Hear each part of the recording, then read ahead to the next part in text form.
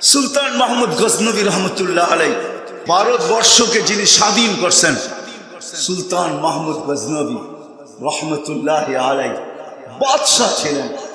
ওনার দিলের ভিতরে প্রশ্ন ছিল, তিনটা প্রশ্ন ছিল। আমি তিনটা বলবো না, দুটা বলবো। ওনার মনে দুটা প্রশ্ন ছিল। যে আলেমদের প্রথম প্রশ্ন ছিল, আলেমদা ওয়ারাসাতুল আম্বিয়া হবে তো হবে কেন? আমরা হব না কেন? আমরা তো আলেমদের চেয়ে বেশি খেদমত করি। দেশের পরে দেশ স্বাধীন করতেছি আর আল্লাহর ঝান্ডা গাড়তেছি, আমরা কেন ওয়ারাসাতুল আম্বিয়া হব না? আলেমরা হবে কেন? আর দ্বিতীয় প্রশ্ন ছিল, মরার আগে যদি জানতে পারতাম আমি জান্নাতে যাব না জাহান্নামে যাব। যদি জাহান্নামী হইতাম তো এইখানেই কান্নাকাটি করে আল্লাহর কাছ থেকে মাফ করায় নিতাম। কেননা কবরে যাওয়ার পরে তো সময় পাওয়া যাবে, সুযোগ পাওয়া যাবে, সময় পাওয়া যাবে, বলার মানুষ, মূল্য পাওয়া যাবে। বিদা আগেই চোখের পানি ঝরাইতাম মাপ চাওয়ার জন্য। আর যদি জানতাম জান্নাতি তো শুকরিয়ার চোখের পানি ঝরাইতে থাকতাম। তো গজনির ভিতরে একদিন রাত্রে সুলতান মাহমুদ হাঁটতেছেন। মাদ্রাসার এক তালেবে এলেম, পড়ার জন্য বাতি ছিল না তার কাছে, কিন্তু কালকে ইসলাতকে সবক শুনাইতে হবে, পড়বে তো পড়বে কোথায় যায়? তো বাহির হয়ে গেছে কিতাব নিয়ে বাজারের ভিতরে। তো দেখতেছে কাবাবওয়ালা কাবাব পাসতেছে আর বিক্রি করতেছে। কাবাবের আলো দিয়ে একটু কিতাব দেখে আবার দূরে সরে যায়, মুখস্থ করে, আবার আইসা আরেক লাইন দেখে, আবার সরে যায়, আবার মুখস্থ করে। এইভাবে সুলতান মাহমুদ দূরে থেকে দেখতেছেন, ছেলে আসে আর যায়, আসে আর যায়, আসে আর যায়, আসে আর যায়। সুলতান মাহমুদের চোখে পানি চলে আসছে। গুরবতের দারিদ্রতার জমানা ছিল, সে শাহী বাত্তি এক লোককে দিয়া পাঠাইছে, যাও এই বাচ্চাকে দিয়ে আসো আর বলো এই শাহী মশালের ভিতরে, বাত্তির ভিতরে তেল ভরা আছে, তুমি 1 মাস কিতাব পড়লেও এটা শেষ হবে না। সে তেল ভরা পাঠায়া দিছে। তো রাত্রে যখন শুয়া পড়ছে, তো স্বপ্নের ভিতরে আল্লাহ রসুল এসা বলতেছে, সুলতান মাহমুদ তুই তালিবে ইলমকে ইজ্জত করছিস, এই ইজ্জত করার উসিলায় আল্লাহ তোকে মাফ করে। তুমি নিজের হাতে নিজের জীবনের ভিতরে লেখছেন। আজকে তো আমরা নবীকেও চিনি, রসুলকেও চিনি। ওইখান থেকে আমি বাহির হয়ে গেছি, নামাজ থেকেই বাহির হয়ে গেছি। যে কথা, আমরা তো নবীও চিনি না, আল্লাহও চিনি না। হয় কোন নবী যিনি আসতে দেরি, আমাদেরকে মেসেজ দিতে দেরি করেন না? আল্লাহ রসুল দুনিয়াতে আসতে দেরি। মাত্র শেফা আব্দুর রহমান ইবনে আউফ রাদিয়াল্লাহু তাআলা আনহুর আম্মার নাম ছিল শেফা। উনি দাই ছিলেন। আল্লাহ রসুলকে যখন দুনিয়াতে আসার সাথে সাথে চাদরে রাখছেন, রাখতে দেরি, আল্লাহ রসুল ডান দিক দিয়া হয়ে সেজদা করতে দেরি করেন নাই। অস্তিত্বে আসার সাথে সাথে কি ঘটতেছিল ভিন্ন কথা। যখন অস্তিত্ব আসছে, শুধু মার পেটের ভিতরে আসতে দেরি, আমেনার শরীর ফুটা সুঘ্রাণ বাহির হইতে দেরি করে। সারা শরীর থেকে সুঘ্রাণ, শুধু সুঘ্রাণ না, আমাদের মতো সুঘ্রাণ না, যেদিক দিয়ে আমেনা যাইত পুরা ওয়েদার সুঘ্রাণে ভরা যেত। ওয়েদার বোঝেন? সুঘ্রাণে ভরা যেত। তার এই সুঘ্রাণের কারণে পুরো আরবের ভিতরে, মক্কার ভিতরে চর্চা চলতেছিল যে আব্দুল মুত্তালিব এই পুত্রবধূ পাইল তো পাইল কোথায়? বিধবা হওয়া সত্ত্বেও সেই সুঘ্রাণ লাগায়। আবার এই সুঘ্রাণ কোনো দুনিয়ার সুঘ্রাণের সাথে মিলে না। একবার নাকে বাড়ি খাইলে আর কোনোদিন এটা ছুটতে চায় না, সুঘ্রাণ আসতেই থাকে। বিধবা কোত্থেকে এই সুঘ্রাণ পাইল? 1 মুখ 2 মুখ 3 মুখ, 1 কান 2 কান 3 কান, পুরা মক্কায় চর্চা চলতেছিল। কথা আস্তে আস্তে আব্দুল মুত্তালিবের কানে চলে আসছে। আব্দুল মুত্তালিব বড় সম্ভ্রান্ত ছিল, বড় সর্দার ছিল, মক্কার মুকুট বলা যায়, মক্কার মুকুট, বাইতুল্লাহর মুতাআল্লি, আসওয়াদ জমজমের মুতাআল্লি, যার সামনে দাঁড়ায় চক্ষু উঁচা করার মতো মক্কায় কোনো ব্যক্তিত্ব ছিল না। তার কানে যখন এই কথা চলে আসছে, সে রাগ হয়ে ঘরের ভিতরে আসছে। স্ত্রীকে ডাকছে আর বলছে তোর পুত্রবধূকে জিজ্ঞাসা কর এই সুগ্রাণ লাগায় তো লাগায় কোত্থেকে। আমার তো নাক কান গেল, সর্দারি হয়তো যাবে, সে লাগায় তো লাগায় কি করে, বিধবা হয়ে এই সুগ্রাণ সে কেন লাগায়? তো স্ত্রী বলতেছে তুমি বলতেছো বিদায় আমিও বলতেছি, আমি বলার ছিলাম না, তুমি উঠাইলা বিদায় বলতেছি। আমিও জানি সে যখন গোসলখানার থেকে বাহির হয় তখন মনে হয় কেউ যেন গোসলখানাটাকে সুগ্রাণ দিয়া প্যাক করে রাখছে। যখনই আমি যাই অনুভব করি, কিন্তু কখনো তাকে জিজ্ঞাসা করি না। এই জন্য এক তো হলো বিধবা, আরেকটা হলো যে পেটে বাচ্চা, বড় দুঃখী, এই জন্য জিজ্ঞাসা করি না। তুমি যখন কথা উঠাইলা তো আমি জিজ্ঞাসা না করে চলো দুইজনেই জিজ্ঞাসা করি। তো ডাইকা নিয়ে আসছে, বলতেছে আমেনা মা তোকে জিজ্ঞাসা করবো তুই সুগ্রাণ লাগাস তো লাগাস করছি, সারা মক্কায় তো সুগ্রাণের চর্চা চলতেছে। তো বলতেছে আম্মা শুধু শরীরে তো সুগ্রাণ না, থুতু ফালায়া বলতেছে আম্মা থুতু তো সুগ্রাণ, থুতু পড়তে দেরি সুগ্রাণের তুফান উঠতে দেরি হয় না। বলছে আম্মা যখন জিজ্ঞাসাই করলেন, কখনো বলার ছিল না, ইচ্ছা ছিল না যে বলবো। বলছে মা এই সুগ্রাণ আমার না, পেটেরটা সুগ্রাণ। মা এখানে শেষ না, যেদিন আমার পেটে আসতে দেরি, আমার এই ঘরের দেওয়ালগুলো আমাকে সালাম দিতে দেরি করে নাই। ওই দিন থেকে যখনই আমি ঘরে ঢুকি তো আমার দেওয়ালগুলো পর্যন্ত আমাকে সালাম দেয়, সালাম আমেনা সালাম। আমার ঘরের মাটি আমাকে সালাম দেয়। বাহিরে গেলে বালুর কণা কেন, পাথর পাহাড় পর্যন্ত যেন ঝুমা এসে আমাকে সালাম দেয়, তরু লতা আমাকে সালাম দেয়। মা রাত্রে বাহির হইলে আকাশের তারাগুলা ছুটা এসে আমাকে সালাম দেয়, চাঁদ দৌড়াইয়া এসে আমাকে সালাম দেয়। মা শুধু এইটুকুই শেষ না, উত্তপ্ত বালুর উপরে পা রাখতে দেরি, ঠান্ডা হইতে দেরি হয় না।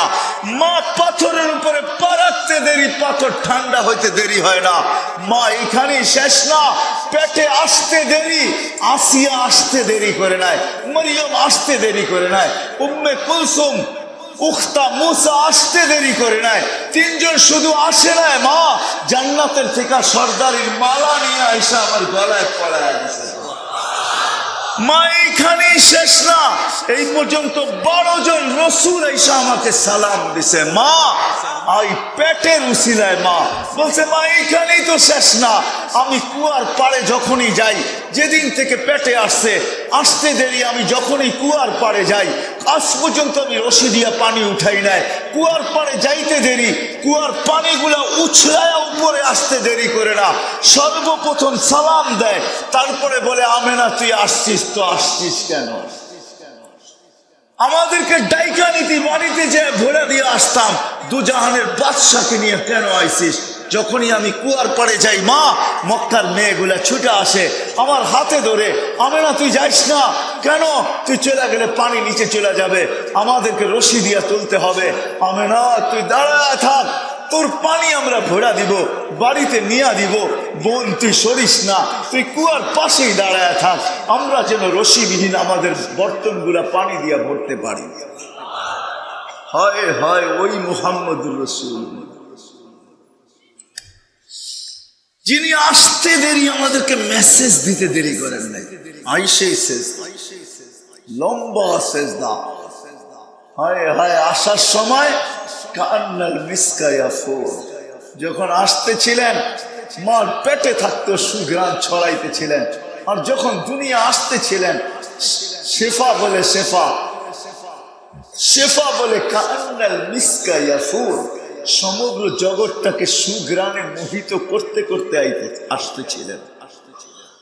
শরীরে কোনো ময়লা ছিল না, নাবিকে জানি আগেই কেটে দিছে, মখতুনান আগেই জানি কে মুসলমানি করে দিছে, চাদরে রাখতে দেরি, সেজদা করতে দেরি করেন নাই, লম্বা সেজদা করে আত্তাহিয়াতের সুরতে বসছেন, শাহাদাত আঙ্গুলি উপরের দিকে উঠাইতে দেরি। আম্মাজান বলেন সমগ্র জগৎটা আলোকিত হইতে দেরি করেন। শুধু আলোকিত না, সমগ্র জগৎ আমার সামনে উদ্ভাসিত হতে দেরি হয় নাই। আমি এই কামরার ভিতরে বসে পারস্য এবং রুমের উপস্থাপনাগুলা দেখতেছিলাম, আর আশ্চর্য বোধ করতেছিলাম এটা কেমন বাচ্চা। একটু পরে স্বাভাবিক হয়ে শুয়ে পড়ছে। দৌড়ে যে আমি কোলে নিছি, ঘরের ছাদ ফাইটা গেছে, কুয়াশা ঢুকতে শুরু করছে। যখন পুরা ঘর আচ্ছন্ন হয়ে গেছে, উপর থেকে আওয়াজ আসছে, গাইয়িবু হাযা তিফ, এই বাচ্চাকে গায়েব করো। কেননা আল্লাহ রসুলকে আল্লাহ দুইবার সমগ্র জগৎকে ঘুরাইছেন।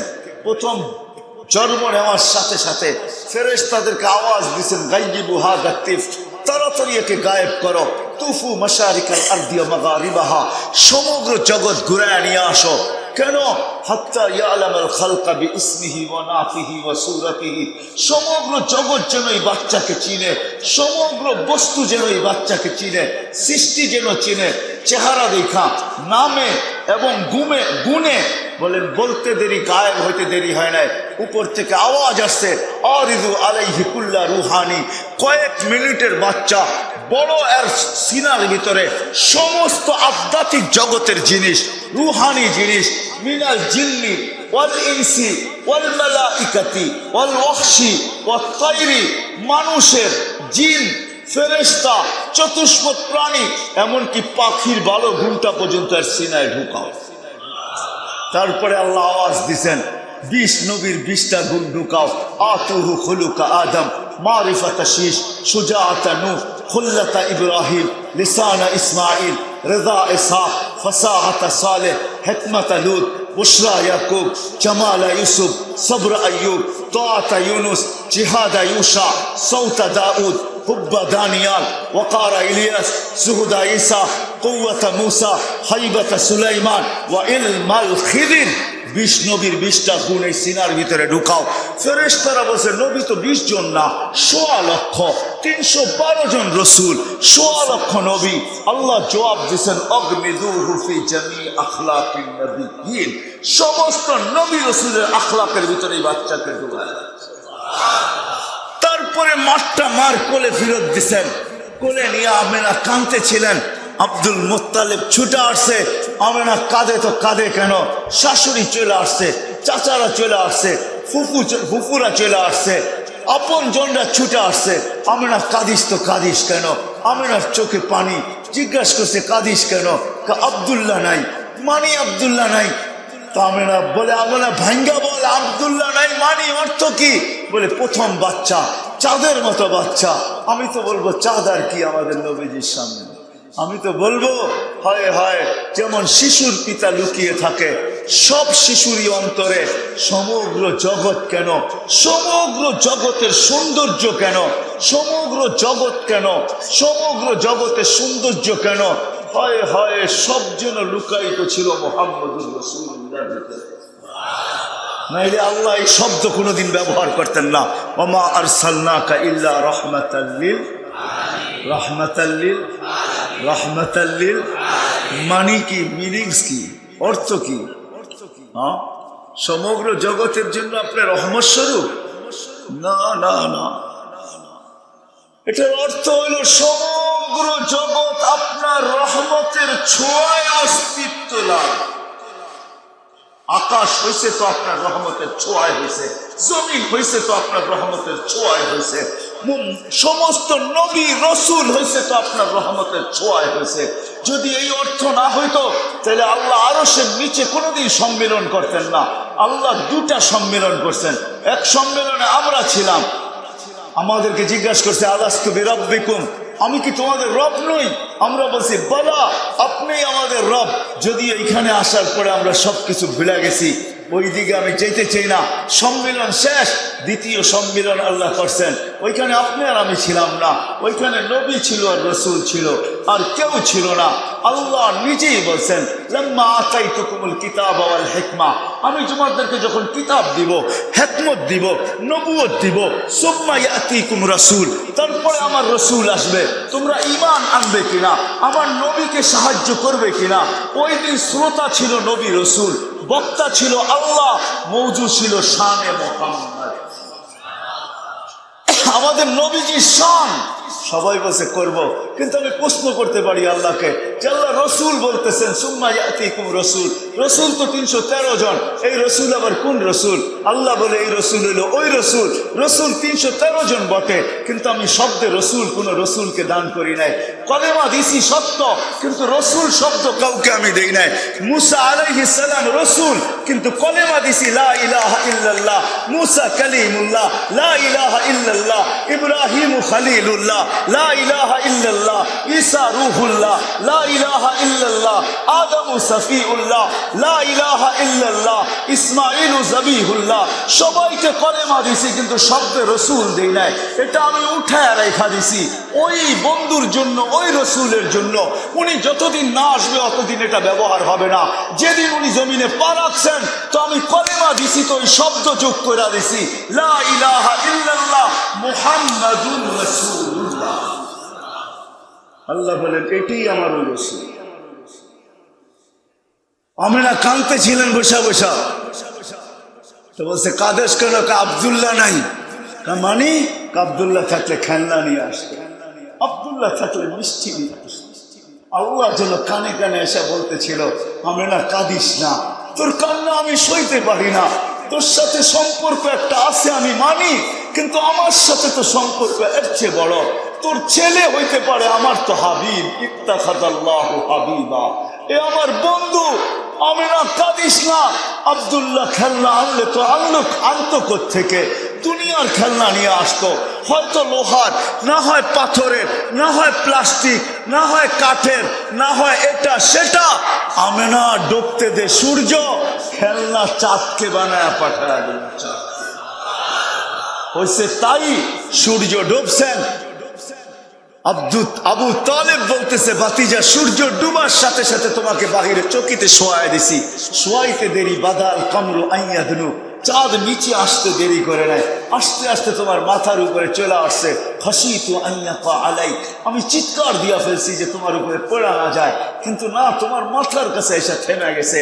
তুমি কয়েক ঘন্টার বাচ্চা ছিলা, হাত পা নাড়াচাড়া করতেছিলা, আর চাঁদ উপরে ডান্স করতেছিল। ডান্স বোঝেন? ডান্স কি? নাচতে ছিল, নাচতে। হ্যাঁ যুবক, চাঁদ ডান্স করতেছিল। আল্লাহ রসুল বলছে চাচা জানেন চাঁদ কি বলতেছিল? ভাতিজা চাঁদের ভাষা তো জানি না। কি বলতেছিল? কান্নাল কামারা ইউহান্নিনি ওয়া ইউহাকিনি ওয়া ইয়ামনাউনি মিনাল বুকা। চাঁদ আমাকে ছন্দ শুনাইতেছিল, কান্নার থেকে বিরত রাখতেছিল। আমি যেন না কাঁদি, কাঁদলে আমার আম্মার কষ্ট হবে। চাঁদকে আল্লাহ আমার সাথে খেলনা বানায়, আমার জন্য খেলনা বানায় পাঠায়। হয় কিছুদিন পরে যখন হাঁটতে শুরু করছে, হাঁটি হাঁটি পাপা পাপা, তা আবার আমেনা কোলে নিয়ে কাঁদতেছিল। সব ছুটা চলে আসছে, বলে আমেনা আজকে কান্না কেন? বলে হাঁটতে শিখছে। আব্দুল্লাহ নাই। বাচ্চা যখন হাঁটতে শিখে, তো বাপ আঙ্গুল ধরে হাঁটাইতে থাকে, আঙ্গুল ধরে এদিকে নিয়ে যায়, ওদিকে নিয়ে যায়। প্রথম সন্তান তো, প্রথম বাপ হওয়ার ফুল ফুটছে, বাপ এদিকে নিয়ে যায়, ওদিকে নিয়ে যায়। আব্দুল্লাহ নাই, কে আঙ্গুল ধরে হাঁটাবে? কে ওকাজে নিয়ে যাবে? কে মাজান্নায় নিয়ে যাবে? দুই মেলায় কে নিয়ে যাবে? বাইতুল্লাহর গলি অলি গলি মক্কার কে ঘুরাবে? আব্দুল্লাহ নাই। এই জন্য চোখের পানি। ওই দিনও আল্লাহ ছুটা চলে আসছেন, কানে কানে বলতেছিলেন আমেনা কাঁদিস না, আমেনা কাঁদিস না, তোর কান্না আমি সইতে পারি না। আমেনা কাঁদিস না, সন্তান তোর হইতে পারে, মাহবুব আমার তো। আমেনা একটু সবুর কর, ঘুরার সময় আসতে দে। আব্দুল্লাহ ঘুরাইলে আর কোথায় ঘুরাইতো? মক্কার অলি গলিতে ঘুরাইতো, দুইটা মেলায় নিয়ে যেত, ওকাজ আর মাজান্নায়। নানার বাড়ি মদিনায় নিয়ে যেত, দাদার বাড়ি, ফুফুর বাড়ি, খালার বাড়ি নিয়ে যেত। আর কোথায় ঘুরাইতো? আমেনা আসতে দে, ঘুরার সময় আমি রব চলে আসবো। হুয়াল্লাযী আসরা বিআবদিহি লাইলাম মিনাল মাসজিদিল হারাম, আমি রব চলে আসবো। বন্ধুর আঙ্গুল ধইরা মক্কা থেকে বাইতুল মুকাদ্দাস নিয়ে যাব। এই পুরা রাস্তা দেখাবো। শুধু এইখানেই শেষ না, প্রথম আকাশ দেখাবো, দ্বিতীয় দেখাবো, তৃতীয় দেখাবো, চতুর্থ দেখাবো, পঞ্চম দেখাবো, ষষ্ঠ দেখাবো, সপ্তম দেখাবো, সিদরাতুল মুনতাহা দেখাবো, বাইতুল মামুর দেখাবো, জান্নাত দেখাবো, জাহান্নাম দেখাবো। আরে লৌহ দেখাবো, কলম দেখাবো, আরশ দেখাবো, কুরসি দেখাবো, শেষমেশ বাকি থাকবে আমাকে দেখা। পাশে বসাইয়া বন্ধুকে আমাকে দেখাবো, আমি বন্ধুকে দেখবো। সব কিছু দেখানোর পরে তোরটা তোর কোলের ভিতরে পাঠায় দিব। আমেনা, কাঁদিস না। এটা হলো মুহাম্মাদুর রাসূলুল্লাহ। দ্বিতীয়বার আল্লাহ ঘুরাইছেন সবকিছু দেখানোর জন্য যে বন্ধু আপনাকে আমি বানাইছি, আপনাকে আমি বানাইছি, আমি আপনাকে পয়দা করছি, আমি আপনাকে সৃষ্টি করছি। ও বন্ধু, আপনি দেখেন শুধু আপনাকে বানাই নাই, আরো কি বানাইছি একটু ঘুরে দেখা যান, এটাও দেখা যান আমি কে। সবাইকে আমি ইচ্ছা মতো বানাইছি, রূপ ইচ্ছা মতো দিছি, সবাইকে ইচ্ছা মতো গঠন দিছি, ইচ্ছা মতো কালার দিছি, ইচ্ছা মতো রূপ দিছি। আপনাকে গঠনও ইচ্ছা মতো দেই নাই, রূপও ইচ্ছা মতো দেই নাই, কালারও ইচ্ছা মতো দেই নাই। খুলিকতা কামা তাশাউ, আপনি যেরকম চাইছেন এরকম দিছি। বিদায় আমি আপনাকে দেখি, মেরাজ এই জন্য আমি আপনাকে দেখি, কিন্তু আমার মনে চায় আপনাকে ডাইকাই না কাছে বসায় একটু দেখি আপনি চাইলেন কেমন, আমি বানাইলাম কেমন। এই জন্য মেরাজ, একটু মন একটু দেখি আপনি চাইলেন কিবা কিরকম, আমি বানাইলাম কিরকম। এটা হলো মুহাম্মাদুর। উনি আইসা আমাদেরকে মেসেজ দিচ্ছেন, মেসেজ আইসেই মেসেজ দিচ্ছেন, উম্মত নামাজ, সেজদা না, সেজদা বলেন না। এই জন্য কথার শেষ জায়গায় চলে আসছি। আর লম্বা করার মতো শরীর, এনার্জি আমার কাছে নাই, শরীরও অনুমতি দেয় না। কালকেও দুটা প্রোগ্রাম ছিল, বসতে বসতে অনেক রাত হয়ে গেছে। সকালে আইসা সবক পড়াইছি 7টা পর্যন্ত, তারপরে লঞ্চের ভিতরে একটু ঘুমাইছি, চলে আসছি আপনাদের এখানে। শরীর অনুমতি দেয় না, টানতে চাই না, বিদায় প্রথম কথার জায়গায় চলে যায় যেখানে শুরু করছিলাম। মেরে দোস্ত, মেরে দোস্ত, আমাদেরকে হয়তো আজকে আমরা দুনিয়ায় আসি, অচিরে একটা দিন আসবে আমরা কেউ এখানে থাকবো। আজকে দুনিয়ায় আসি, অচিরে একটা দিন আসবে আমরা কেউ থাকবো, ঠিক না? কি বলেন? একদিন ছিল আমরা কেউ ছিলাম। হাল আতা আলাল ইনসানি হিনুম মিনাত দাহর লাম ইয়াকুন শাইআম মাযকুরা। আল্লাহ বলে একটা সময় ছিল তোমার কোনো চর্চা ছিল না, তোমার কোনো আলোচনা ছিল না, তুমি আসবে বলেও কেউ জানতো না। হয় হয় হয়, এরকম একটা সময় যায় নাই, কিন্তু একটা দিন আসছে। হাদিসে কুদসি দিতেছি আমি, আল্লাহ বলে মা কুনতা বিশাই, তুমি কিছুই ছিলে না, ছিলেও যদি তো মা আম্মাহিনা, তুমি নিকৃষ্ট একটা পানির ফোঁটা ছিলে। সলবি আবি কাওয়াইবি উম্মিক, বাপের পিঠে ছিলে, মার সিনায় ছিলা, ওইখান থেকে আমি তোমাকে বাহির করে নিয়ে আসছি। জামাআতু ফি বাতনি উম্মিক, তোমার মার পেটের ভিতরে একত্রিত করছি। ওয়াসাইতু ফিল রিশা, পর্দা দিয়ে আবদ্ধ করা হয়েছে। ফি সালাসি যুলুমাত, 3 অন্ধকারের ভিতরে। সুম্মা রাব্বাইতু, পরে আমি প্রসেসিং করছি। মা আম্মাহিনা, নিকৃষ্ট পানি। সুম্মা দামা, পরে রক্ত। সুম্মা মজগা, পরে রক্তপিণ্ড। সুম্মা ইদামা, পরে কঙ্কাল। ওয়া কাসাইতু আলাইহি লাহমা বিকুদরতি, আল্লাহ বলে তারপরে আমার কুদরতি হাত দিয়া গোশতের আবরণ তোমার উপরে আমি চড়াই দিয়েছি। এইভাবে তোমাকে আমি অস্তিত্বে নিয়ে আসছি, কিন্তু আনলে কি হবে?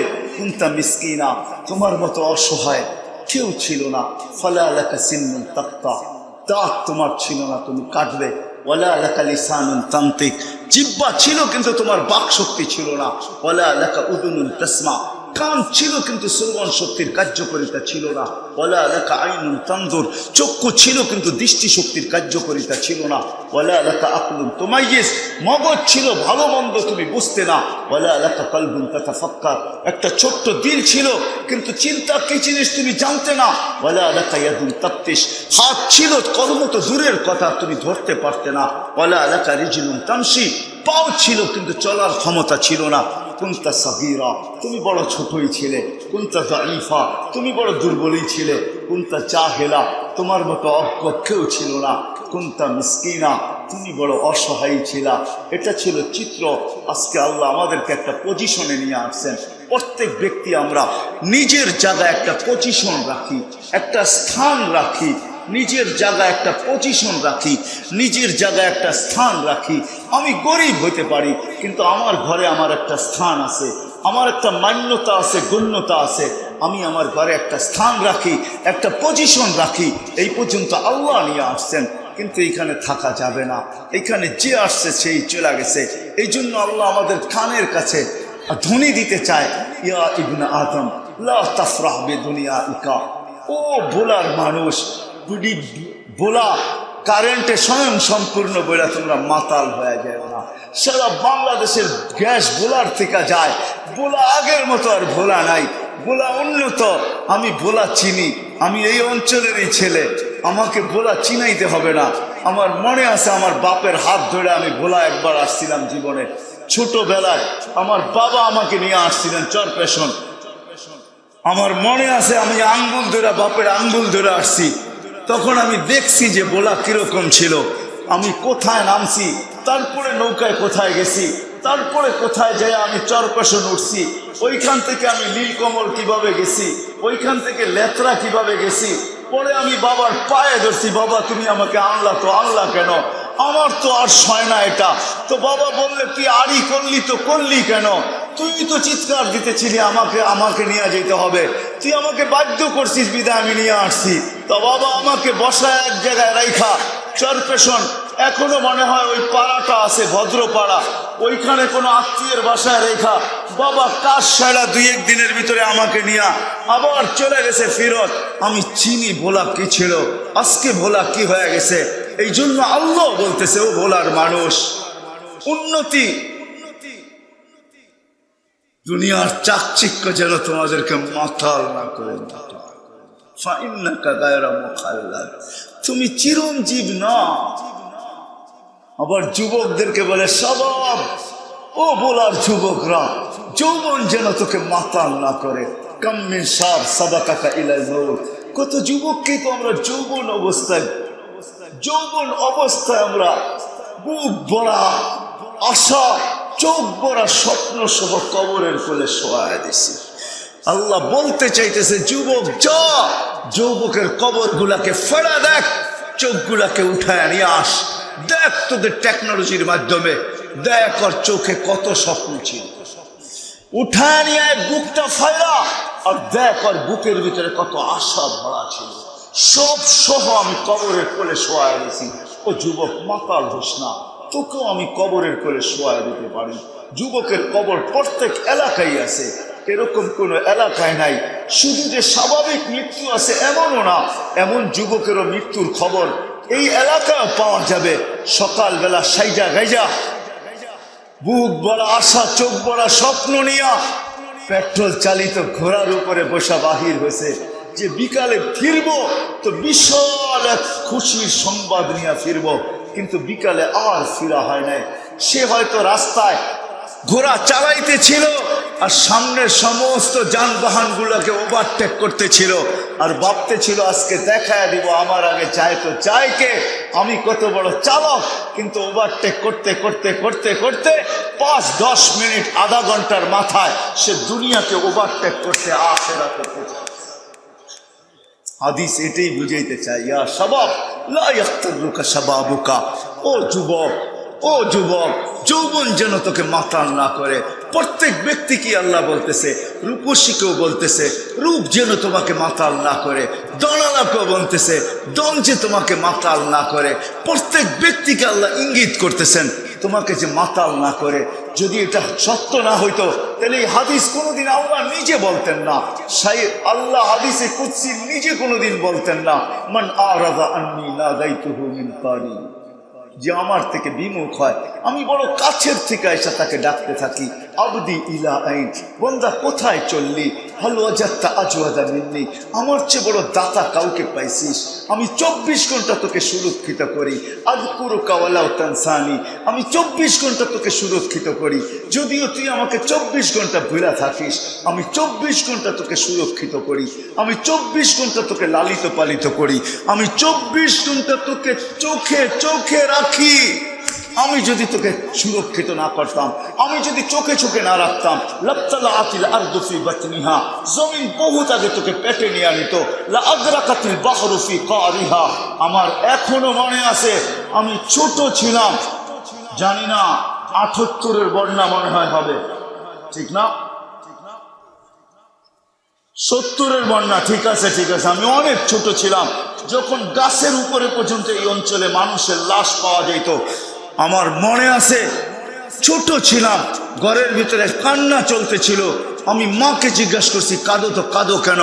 বলে কালকে তো বন্যা হয়ে গেছে, তোর বাবা তো চরপেশন গেছে, বৎসরে একবার আসতেন জমির লগ্নির জন্য, অথবা একবারই আসতেন, নৌকা ভরা এখান থেকে চাউল ধান নিয়ে যেতেন, নিজেদের ক্ষেতের ধান নিয়ে যেতেন, ওটাই আমাদের সারা বছর চলেও আরো বেঁচে থাকতো।